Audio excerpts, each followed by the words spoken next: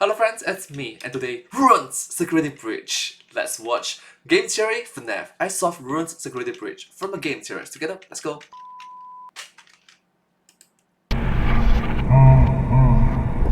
FNAF 5 Night at Freddy's.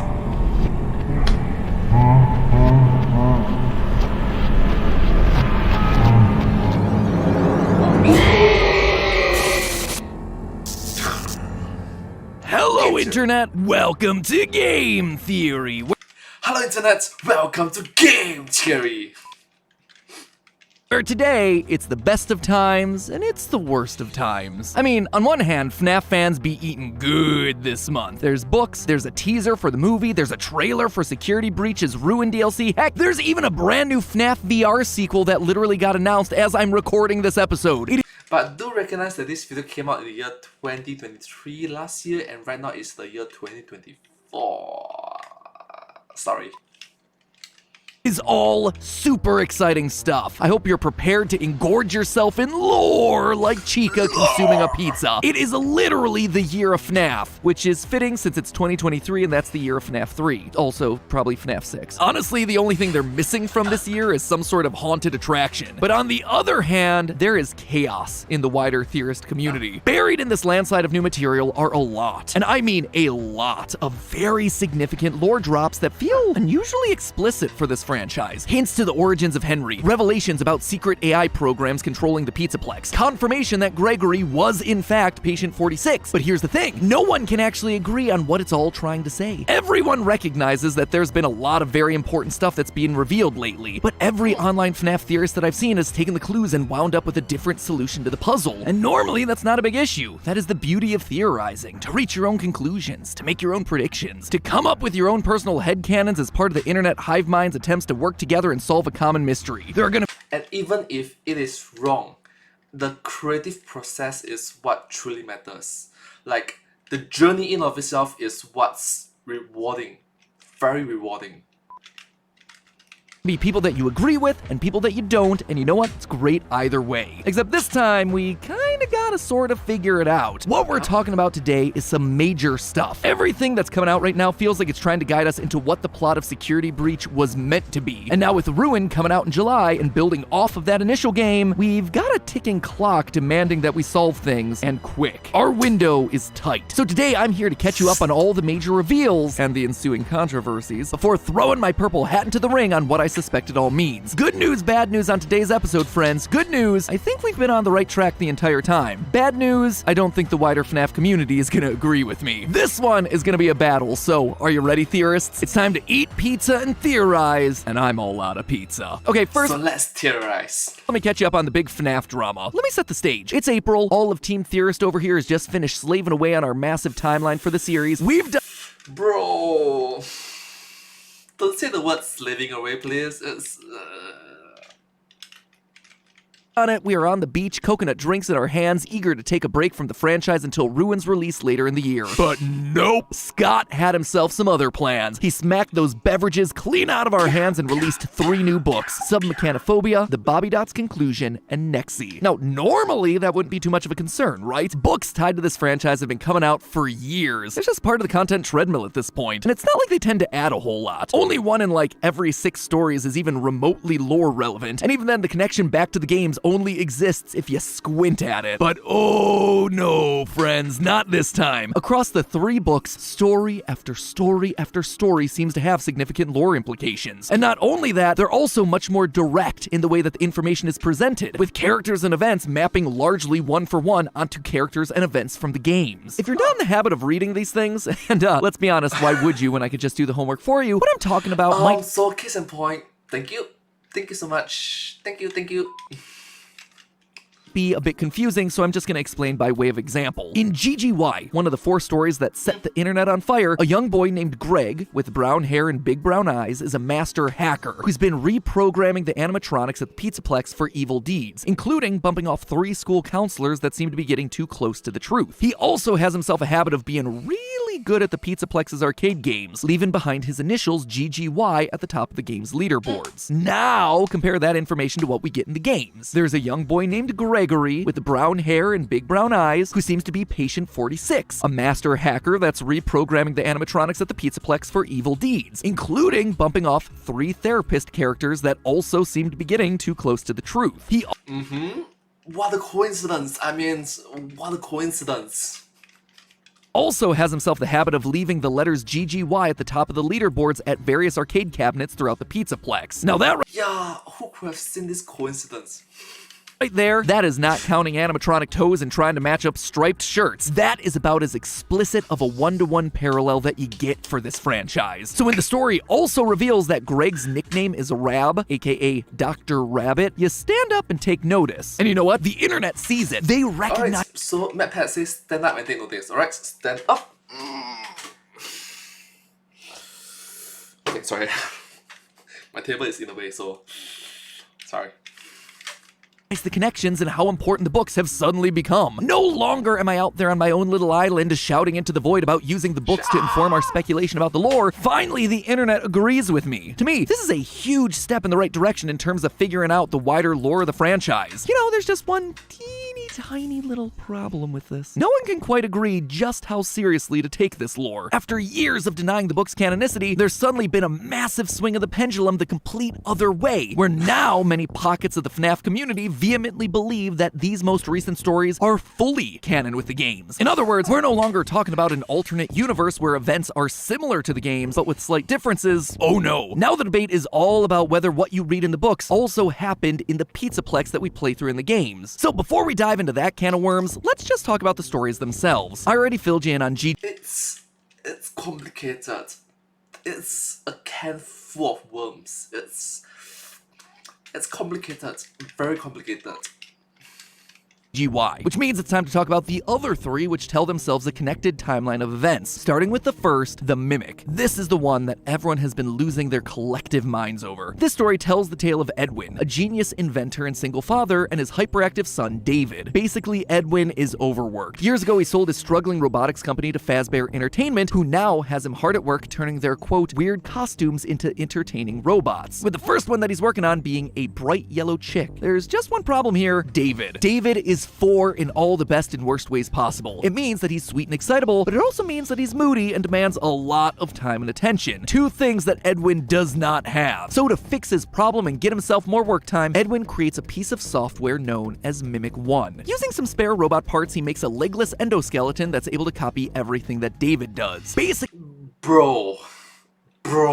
This thing's an AI that's using David as his training data. And while Mimic 1 starts by merely copying David, pretty soon it's able to respond on its own, independently. And David loves this thing, which means that Edwin is finally able to disappear into his work. Everything seems— Or, I don't know, you give him or her a sibling, or 2 siblings, 3 siblings, something that will keep them occupied, their kids. If you give them siblings to take care of, it will instill the importance of being a responsible role model and also occupy their time, you know, their kids. So yeah.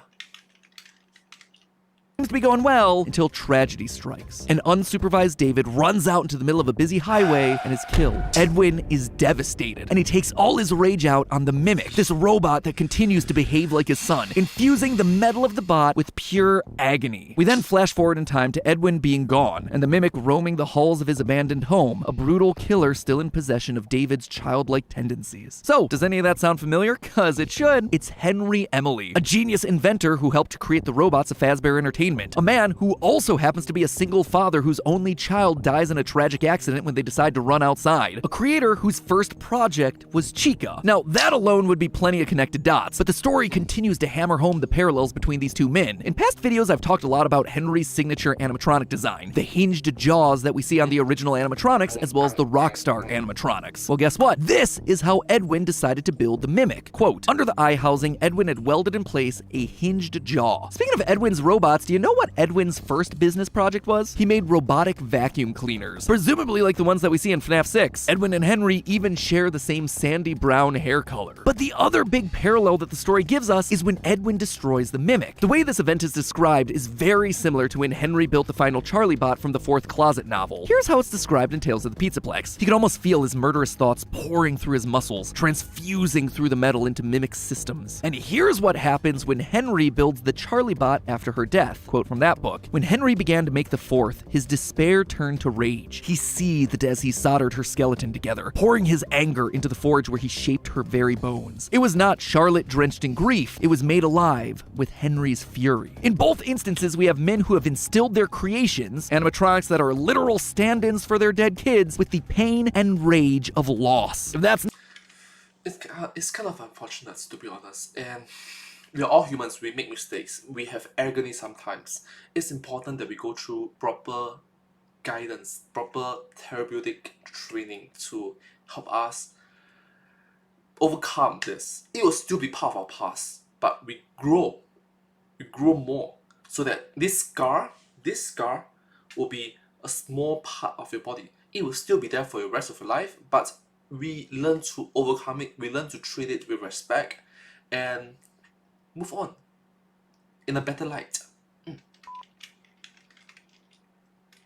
not a solid connection, I don't know what is. Even from a timeline perspective, Edwin being Henry makes a lot of sense. In the Mimic, they specifically call out that he's 24 years old. After the death of his son, he disappears. But then, in another tale from the Pizzaplex, this one called The Storyteller, we meet up with Edwin 40 years later, at the point that he decides to return to the Fazbear franchise to sit on their board of directors. Again, the books make a very specific point to call out all these dates. So why? What's the big deal here? Well, if Edwin is truly the parallel for Henry, Henry lost his daughter Charlie in 1983. We're not exactly sure when he leaves the company, but we definitely know when he comes back, 2023, as evidenced by the numerical code in FNAF 6. 40 years later. A perfect match to the time frame that the books have laid out. In short, Edwin has to be Henry, which means, in a very cool twist, our early franchise timeline was almost perfectly correct. In that video, I said that William Afton's company specialized in hand-sewn mascot suits, and that Henry, when he was brought in, was the one responsible for turning those suits into animatronics.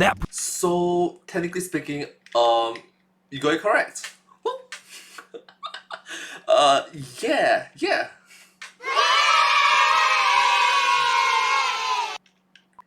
Anyways, moving on.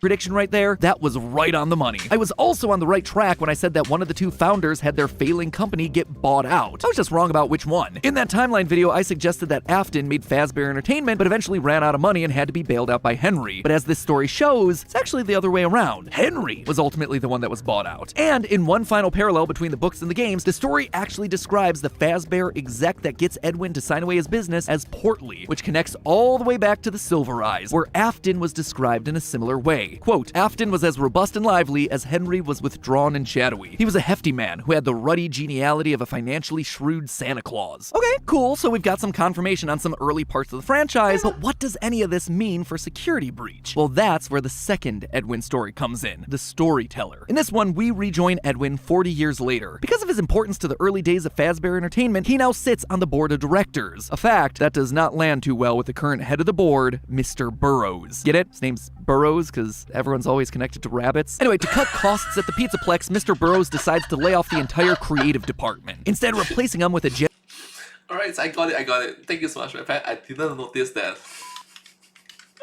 generative AI that's capable of creating new storylines for all the characters. Basically, this thing is like ChatGPT on steroids. This, understandably, upsets Edwin, who apparently has gone from engineering nerd to creative heart of the company. But he's not just a WGA member that's upset about some Writers Guild's rights. What makes matters worse is the fact that Mr. Burrows isn't using just any AI, he's installing Mimic 1, the same program that Edwin created, the one that was trained by his son 40 years prior. When they install it, it even comes in the form of his son's favorite toy, a white tiger head. And here's where things start to get real crazy. This AI controls everything in the Pizzaplex. It runs through a large central tree of wires that are connected through the walls, even tapping into things like the animatronics themselves. In fact, once the Mimic 1 program gets installed, the behavior of all the animatronics starts to change from their normal personalities into something that's a bit more like a 4-year-old. They start to become... So it's like a supercharged Skynet, a Terminator, yeah, or a super OP ChatGPT.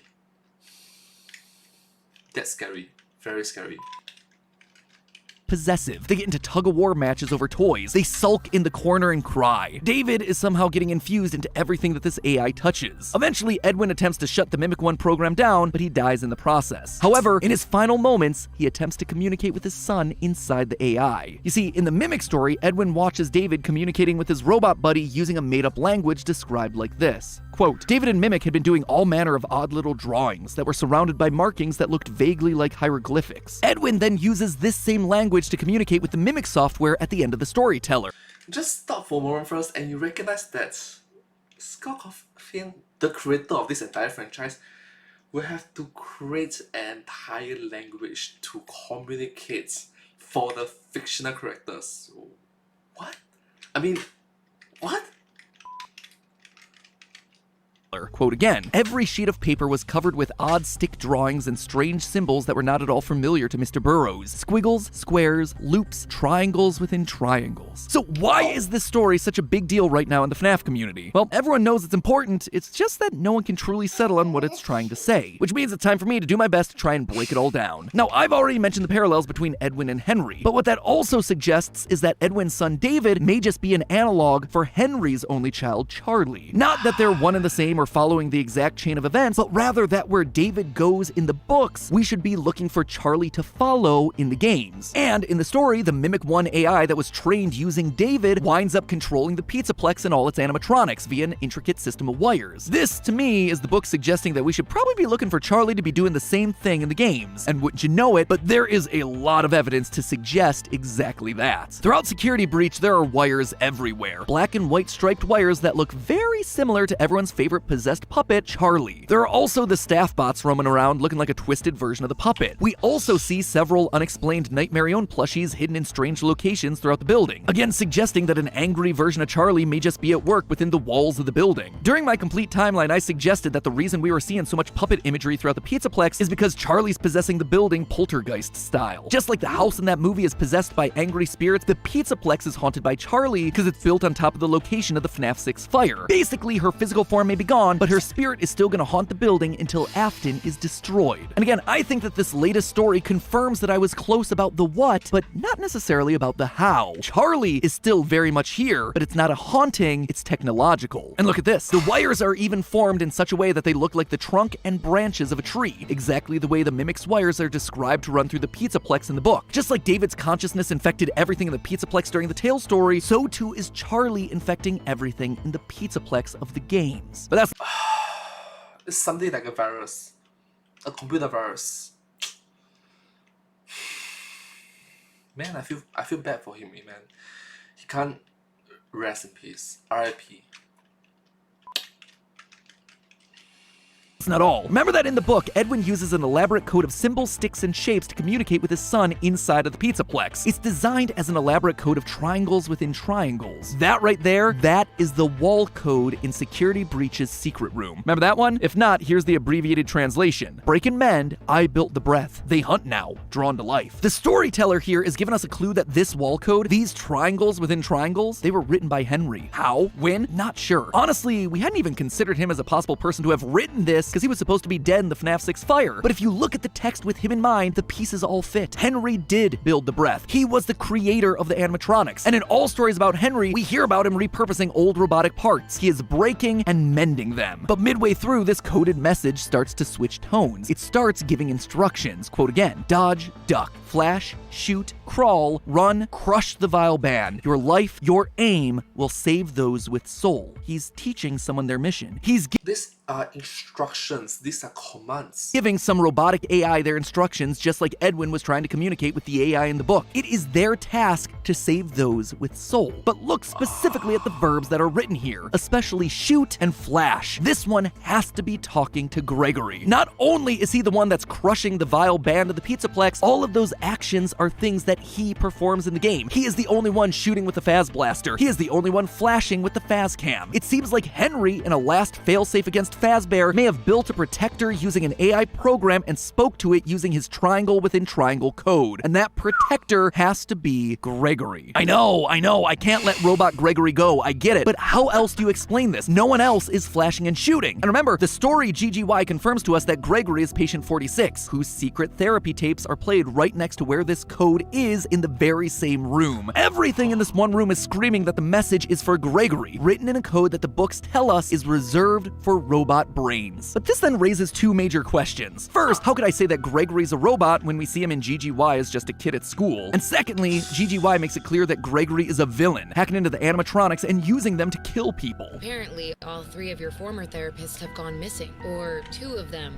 are missing. One of them was found dead. The woman's body was pretty messed up. It looked like it was mangled by machinery. Gregory's pen name for a large portion of the book is Dr. Rabbit, for crying out loud. If that doesn't scream, oh, by the way, I'm also working for Afton, I don't know what does. He even calls himself the wizard's most favorite apprentice. So how can I say that he's working for... But, well, maybe, just coincidence. You know, coincidence happens, you know. Things just clash coincidentally. Right? Henry when it's very clearly being told to us that he's also working for William? Well, first off, we never actually see confirmation that he's a human in the books. In fact, we largely get the opposite. Gregory is actually described in the book as, quote, an unfamiliar kid who looked a little lost at the start of the school year. So there's no past with this kid, no growing old together with a group of friends. He just appeared out of nowhere one day. What's more, whenever his friends do something odd, Gregory reacts in a very robotic way. He cocks his head and he has a weird pause in his behavior. Is that a lot to go off of? No. But also nothing about him explicitly says that he's necessarily human, or that he's just the reluctant follower of Afton. But obviously the bigger question here is how? How can he be both a protector bot and an agent of Afton at the same time? This is also a question that's raised in the books. If GGY is saying that Gregory and Glitchtrap are in control of the animatronics, but then the storyteller is saying that an AI version of Charlie is controlling the animatronics, who's actually in control here? Both. Maybe it's a mix of both. Maybe. Of these stories feel crucial to understanding Security Breach's lore, and yet they seem to contradict each other. So what is going on? Well, for that answer, we actually have to go to the trailer for the new Security Breach DLC, Ruin. In the last few seconds of footage for this new game, we see a glitching techno rabbit, glitching between 2 colors, green and purple. This effect is known as chromatic aberration, which is when the lens of a camera is unable to focus the different colors of light into the exact same point. Usually you see this sort of thing with red and blue, sometimes red and green. Purple and green is not usually the natural color combination for this sort of effect, which means that it's trying to tell us something. And this isn't the only time we see it. If you go over to securitybreachtv.com, which has been the go-to location for all online teasers for these games, the website has the Steel Wool logo down in the corner, glitched again between purple and green. Not only that, they're reverses of each other. Not just reflections, but actually facing in opposite directions. Well, we know that purple is always going to be the villain color. It's evil. That is a given for this franchise. But green, that then, is probably the opposite color, the hero color. And while it could represent Elizabeth with her signature green eyes, what I suspect is more likely is that the green is Charlie, the color of the security puppet's eyes, the color of the wristband that she was wearing the night that she died, all green. So within Gregory, and honestly within all of these animatronics, there's a capacity for both good and evil. Glitchtrap is in the code, obviously, he's purple, but there's also a force for good, Charlie, in there as well as green. And what we're playing through is a battle between these two to ultimately decide who wins. That's why the tiger head and the Tales from the Pizzaplex story has 2 differently colored eyes. It shows 2 forces at work within the same program. This also explains why throughout the game, the other animatronics are getting corrupted, but why Glamrock Freddy isn't. He's booted in safe mode. The storyteller establishes that all the animatronics are hooked into the computer network that controls the Pizzaplex. By glitching out and then rebooting in safe mode, Glamrock Freddy is separated from that system, as well as any sort of corruption that's happening within it. And just like that, it all became crystal clear. The reason we have 2 stories telling us about 2 different sources of control over the animatronics in the Pizzaplex isn't because Scott changed his mind or because Steel Wool didn't get the memo. It's because Ruin is literally going to be a battle for control. The forces of evil, Glitchtrap, versus the forces for good, Charlie. One who wants to kill kids and use their souls to gain eternal life, and another who wants to put it all to rest and protect those who can still be saved. And And to be honest with you, at some point in time, you just have to recognize that. Stop. Get some help. Rest in peace. R.I.P. Gregory is stuck there in the middle, both of them existing inside of him. Like he says himself at the end of the trailer, Don't give up on me yet. but hey, that's just a theory. A game theory. Thanks for watching. Wait, I want to see the meme at the back. But hey, that's just a theory. FNAF community in May. Skeleton. A game theory. Thanks for watching. Thank And hey, you if so you want to much. see more of my live theory crafting and reactions to the Ruin trailer, there's a whole GT live video waiting for you over on the left. Might even get a sneak peek into some of the ideas that I'm using for an upcoming theory. Or if you're looking for another indie horror franchise with some quality lore, you can always click our video on the right to check out our theory on Amanda the Adventurer. As always, my friends, don't forget to subscribe, and I'll see you all Subscribe. next week. Well, thank you so much for watching this video. I hope you find this video quite interesting to watch. It's very thoughtful that MatPat and the team behind these videos are quite amazing actually, to be honest. Thank you all so much. But hey, that's just a theory. A game theory. Thanks for watching. Thank you.